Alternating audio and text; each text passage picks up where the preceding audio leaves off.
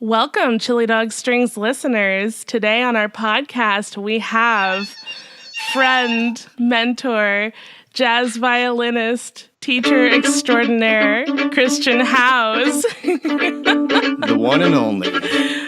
The one and only. Thanks for being here with us, Chris. Yeah. It's great to hang with you guys. I love you guys. I'm so cool. It's so cool that Chili Dog Strings is doing all the great stuff you're doing.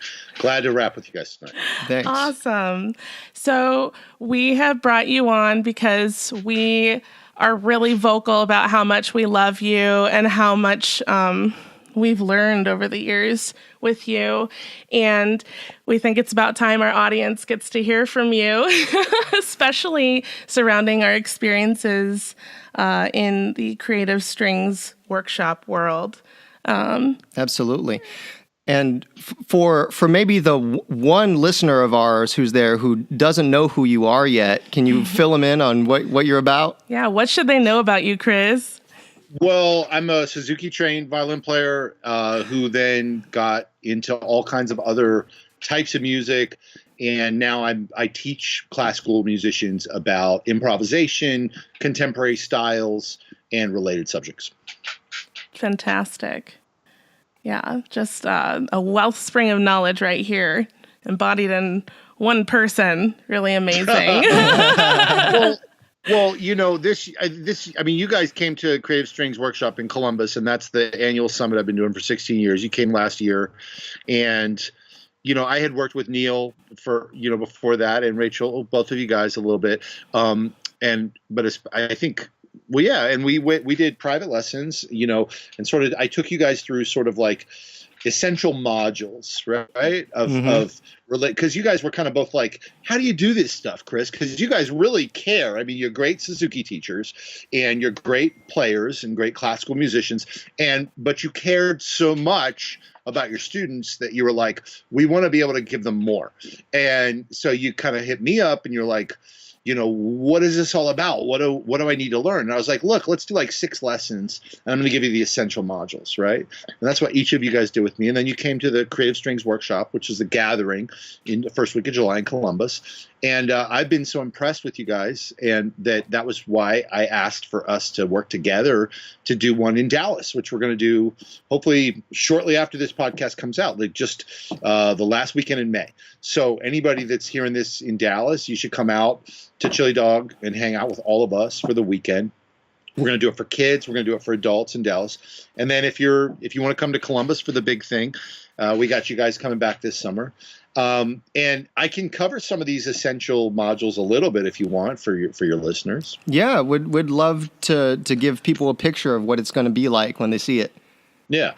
So, I mean, you had prepped me for the call and you said, you know, like, I guess why? Like, what are people going to get out of learning improvisation, learning contemporary styles, learning the things that are in these essential modules, if you will? Yep.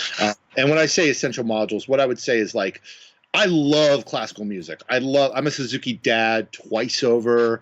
I'm a proud Suzuki graduate. And I'm so humbled by teachers, especially full-time teachers like yourselves. Like, I'm just like not worthy. Like, I'm so respectful of what you guys do. And love classical music.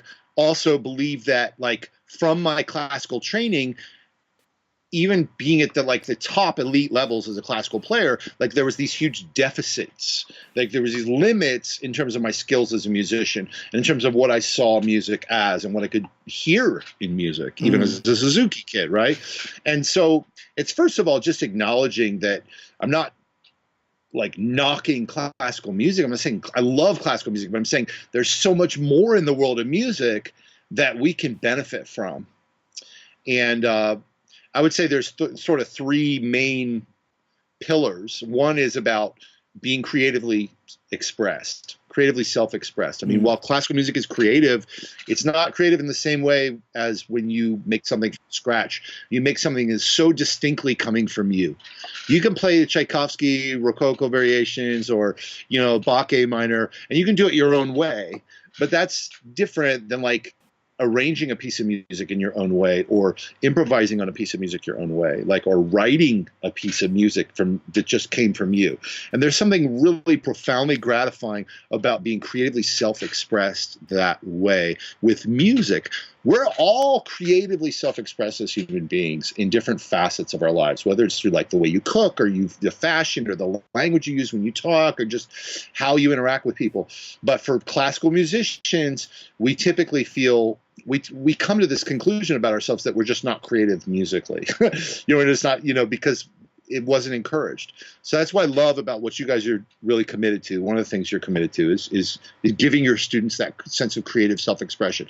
And Neil does this with, you can do it. It doesn't matter what genre. It doesn't matter if it's harmonic or rhythmic, or if it has blues or doesn't, or, Neil does it with record scratching, and he does it with like Suzuki tunes, and you guys do it with your blogs and all this kinds of stuff. But that's one pillar. It's like being committed as a musician to be creatively self-expressed, whatever that means. The second component is sort of being willing to look under the hood. It's kind of like, with all the millennials that I deal with, my kids, my oldest kid, Cammie, it's like, I don't know how to use my computer, and Cammie would be like, Dad, all you got to do is just like, look, read the directions. You know what I mean? I kind of feel it's the same way with music. Like, as classical musicians, like, we're just like afraid to like open the manual and like be like, well, how do these chords fit together, and how do these rhythms work? And like, but that's what rock musicians do. That's what, gospel musicians and, a lot of different cultural traditions of musicians, they figure it out. They kind of make sense of, like, I guess, applicable music theory. And so that's the second pillar, is like, let's not be afraid to look under the hood and see how does this stuff fit together and get some applicable music theory. Not the theory we took in college. Some of that's good too, but I mean, like, let's figure out how can we use it to like write a song, or to like navigate the form of a song. And the third pillar is, I would say, to have a broad exposure, to broaden our exposure to different kinds of music and start to appreciate some of the nuances in other styles of music outside of classical music. All of your students probably, if they're teenagers, don't only play classical music and listen to classical music, but they probably also listen to other kinds of music. And it's like, so we are all attracted to other kinds of music outside of classical music, but it's like, what about trying to play that music, trying to understand it? So having a broadening in terms of our appreciation for these other cultural traditions or traditions of music. Those are kind of the three pillars. That's like what I feel is like the kind of the deficit in my skill set and in my pedagogy, in my musicianship, after coming out of my classical training. And that was the thing that I wanted to figure out as a musician and then as a pedagogue. And so that's when I sort of developed these essential modules. What I think people will get from that is a lot. I think that people will be more marketable. So it means, like, you'll be able to serve the community in different ways, and more people will want to work with you, just like you guys are serving your studio in the ways that they want to be served. If a 12-year-old like wants to like deal with some hip hop, like you can serve that kid. So that means you're more marketable. If you're a violinist and somebody wants you to be able to go play with a DJ, you're more marketable. You can do more things. If they want you to arrange, you can be hired for a wide range of things, which is important just on a practical standpoint. And it also makes it we have more variety in our life that way, So you can be more marketable, you can have more variety in the things you do, have more continuing challenges and a variety of challenges. I think we also feel a deep sense of satisfaction from being creatively self-expressed, because it's like we don't have to compare ourselves to Yo-Yo Ma or Itzhak Perlman or whoever it is. It's like nobody sounds like Neil, like nobody did an arrangement of Drop it like Gavotte. Drop it like Gavotte. Yeah. Like nobody did that. Like only Neil did that. Like, you know what I mean? So it's like there's a sense of satisfaction and pride and being really celebrating who you are and the personality and like your voice, and there's a sense of like it almost doesn't matter like how you play the Rococo variations. I mean, I'm sure you sound great on the Rococo variations, but it's like if all we have to measure our musical worth is what chair we get in the orchestra based on like how we place on our Rococo variations. Isn't it nice to know, like, well, yeah, I do that, but then look, this is really my sound. Like, here's this drop it got like Gavotte thing, and here's this other thing I did, and Absolutely.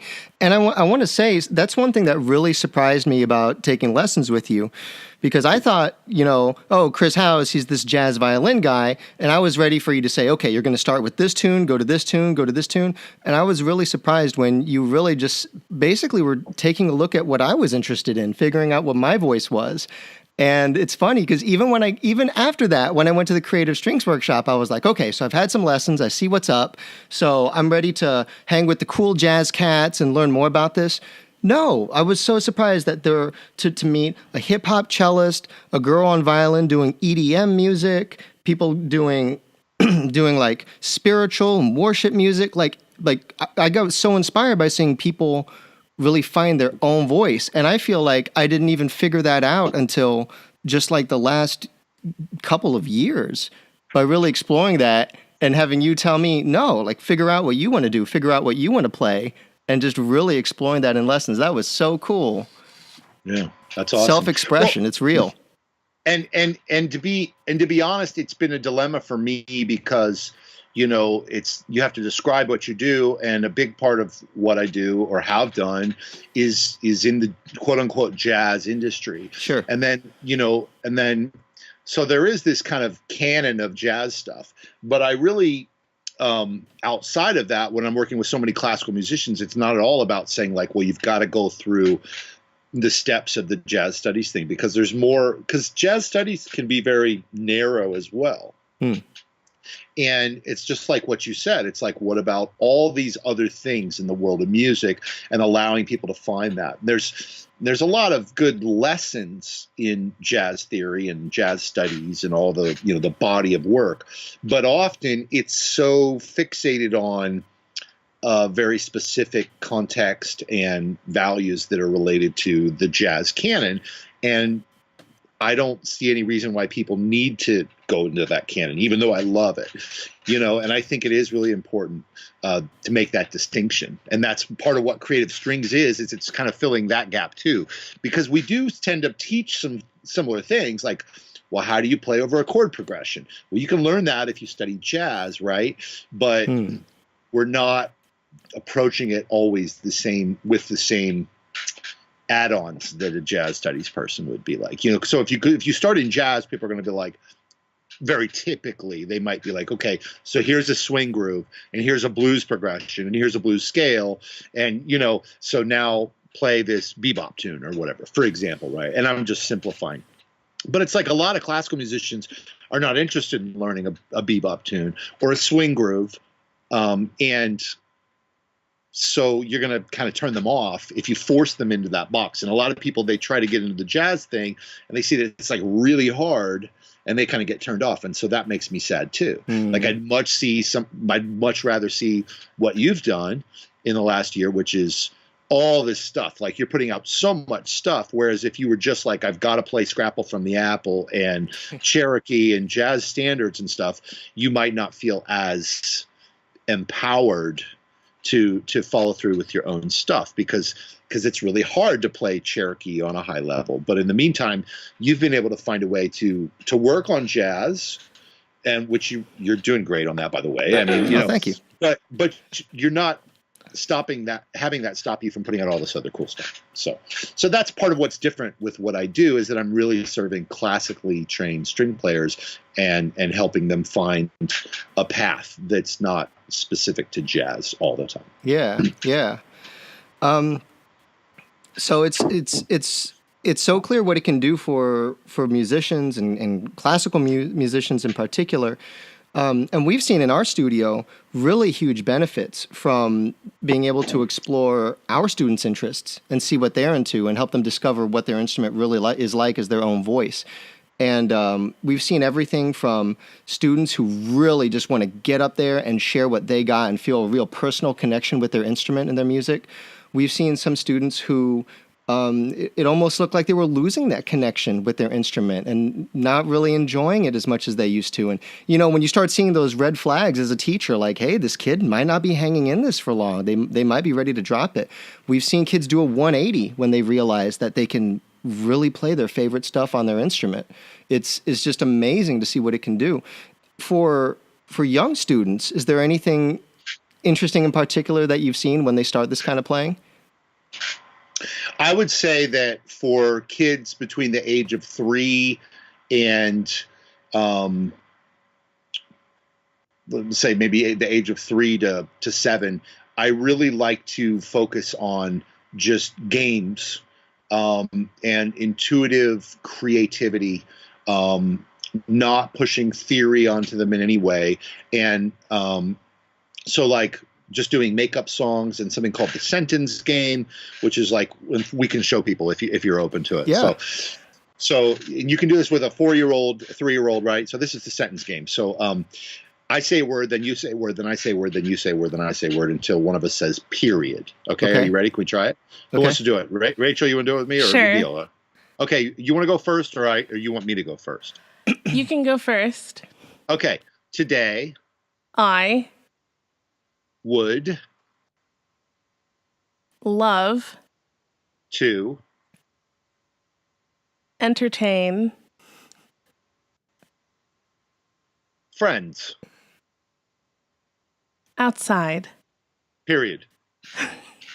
That was great. Thank you for playing that game with me, Rachel. And it's so that's the sentence game. So then I would say, okay, so now let's do it with our instruments. So do you want me to start first, or would you like to start first? I'll put this one on Neil. I'll just let him sing. Okay. This is killer, okay. Okay. So would you like to play the first note, or for me to play the first note, Neil? I'll do the first note. Okay, and then so we do a note each until one of us says period. Okay. Okay, I'll give you an A just for your reference. Okay. Thank so now you can start wherever you want. Okay. Okay. La. La. La. La. La. La. La. La. Period. Yeah.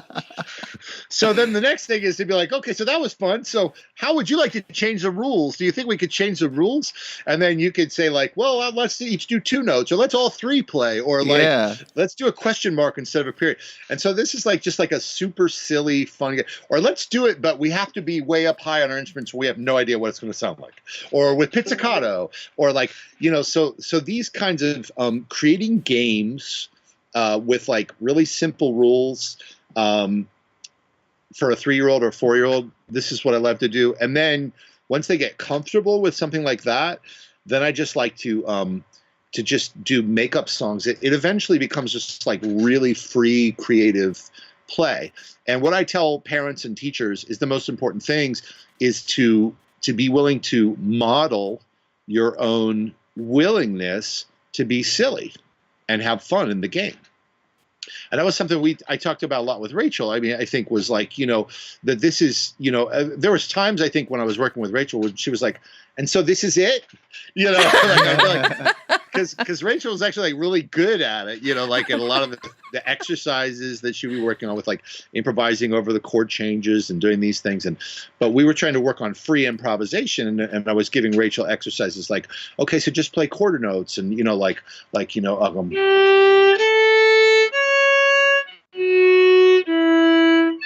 or she might play that, right? And I was and she was like, "Okay, I did it." And I was like, "Well, that was great. How do you feel now?" And she's like, "I don't know." It's whatever.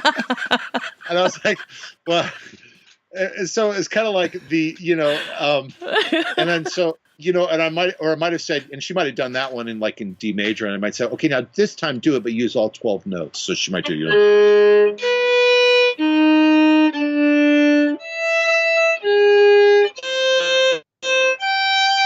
And I'd be like, well, how's that? She'd be like, yeah, I don't know, fine, or something like that. And And you get that reaction from adults a lot of times, you know, when they're kind of like, yeah, but is that really, there's like a question. They're kind of like, but is that really music? Or where do I go from there? And it's like, but a kid doesn't feel that way. They're just like, this is awesome. You know what I mean? And so I feel like for us to be able to model that spirit of discovery and creativity and fun, and also the vulnerability of being like just willing to go there and just see what it is and not have it need to be right or not have it need to be profound. And it's like, I think for us to be able to model that to kids is really important. And there's a lot of teachers that I work with who are afraid themselves, and they kind of can't get over themselves to go into that space with the kids. And I feel like the kids read that. So to me, that's one of the biggest things we can do for kids is to engage in games with them and creativity. And I tell the parents the same thing. Whenever I do Suzuki type stuff, I always sit down and talk to the parents because that's a part of it, right? You know, it's like, so parents, this is what you can do. You can engage in games and creative play with your kids. It can be in the car. You can be singing songs. You can do the sentence game. You can do a fun dance while they make up a song. You know, you can tell a story. They make up a song. You can make up a song and they tell a story. It's just this kind of stuff that sets the stage so that later on when they're 8 or 10 or 12 or whatever, they're not freaked out about it. Well, and that sounds like a great way to really help kids deal with that idea of not worrying about it so much if you miss one of the notes or if you make a mistake. I think that's the same thing that you see in educators who are trying to figure this stuff out, including me. Because I am not as vocal about it as Neil in terms of creative output, but it's this whole concern with like getting it right. Right. And so I think I love your response because it really hits the nail on the head of two major pillars in the Suzuki world, which is like setting a foundation and then also making sure that the adults who are responsible for these kids are putting it into their environment like it's no big deal. Yeah, exactly. Yeah. So do it from the beginning and also model it as much as possible. That really resonated with me. So thank you for sharing that. Yeah. Well, because I feel like a 3-year-old, like they don't need to be right. You know, like they're not worried about it until they're 7 or 8, you know, or something, until they've been like, that's all, you know. But if from the beginning they're getting this, like, you know, there's a time for play and then there's also a time for like, let's try to do this thing according to the rules or whatever. But I feel like if you balance those, what I usually say is like at the end of a practice session, okay, so let's let that be makeup time. And or I encourage that anyway. You know, it's like, okay, do the 3 songs that, you know, Mrs. Rachel asked you to do with all the notes and all the, you know, instructions and play on the highway and long bows or whatever it is. And then, okay, now it's makeup time. So now we're just going to do whatever we want. And what game do you want to do now? And then I feel like that creates this kind of energy about music. But also with Suzuki songs, one of the fun things that Dalton, my 8-year-old, was doing was, do you guys ever use the coloring, the finger charts? Yes. So, you know, like there's like a finger chart that's like, you know, this fingering or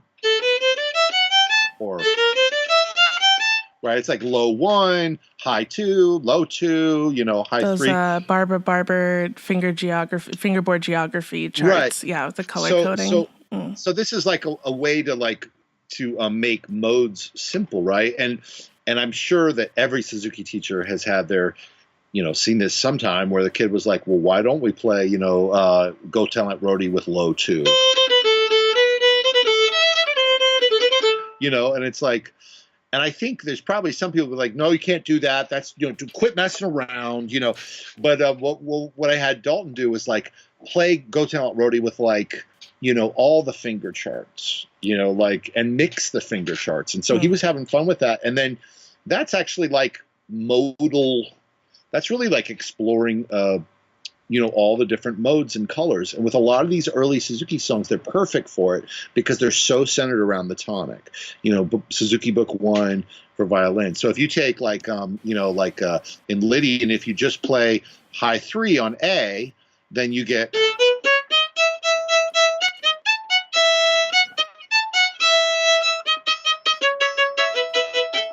You know, or if you change the fingering chart, and let's do it with perpetual motion this time, you know.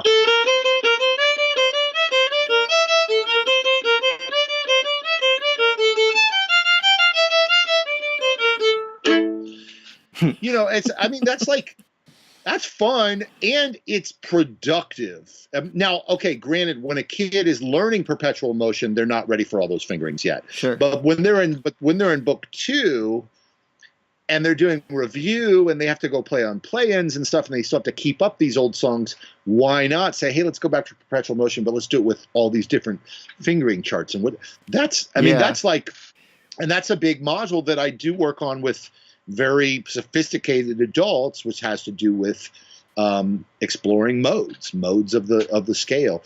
And so you can get kids that really, you can get them the whole idea just with stuff like this, playing the fingering charts. And what I love about that as a teaching tool is that if the teacher assigns that, it's really clear whether the students worked on it or not.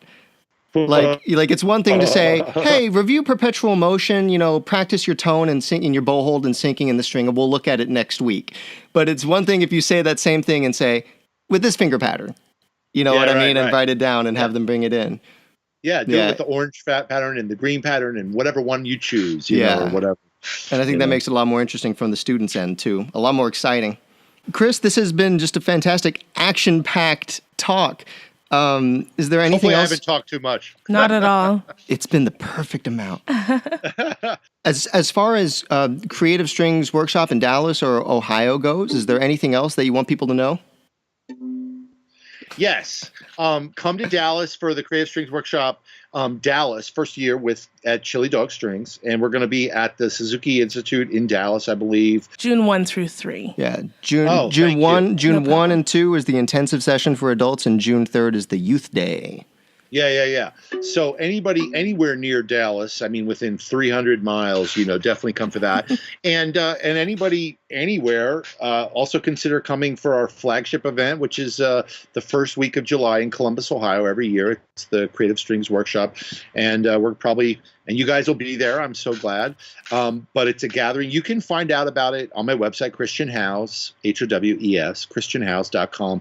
Go to education, and also go there just to get my free e-course, the Creative Strings e-course, because I'll send you a bunch of free charts, a bunch of free courses, and it's really like a ton of, you know, instructional videos you can share with your students or you can learn yourself. It's like a wide range of stuff. There's podcasts, there's videos, real educational content. You can always find me too. Just hit me up on my website, chris@christianhowes.com.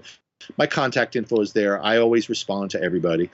So if you guys have questions, just hit me up. Yeah, we can't recommend your stuff enough. When we went to, I don't know if we told you this, when we went to the workshop in Ohio, we were basically looking at that as this year's teacher training, you know, because we always like to go study with whoever we can and step up our game as teachers. And we didn't really know what to expect, and we were absolutely more than happy that we ended up choosing to go all the way to Ohio to do that last year as our teacher training. I think it's safe to say it exceeded our expectations 100%. Tenfold, 100-fold. 100%. Absolutely. So anybody who's on the fence, do it. Yes, go. Yep. So check out Chris, check out the YouTube channel, stuff on Facebook. It's great. A lot of great ideas, and the website. Well, I appreciate you guys so much. Thanks for having me on your podcast. It's great. It was a real pleasure. Thanks for your time, Chris. We'll see you in a little bit. Out.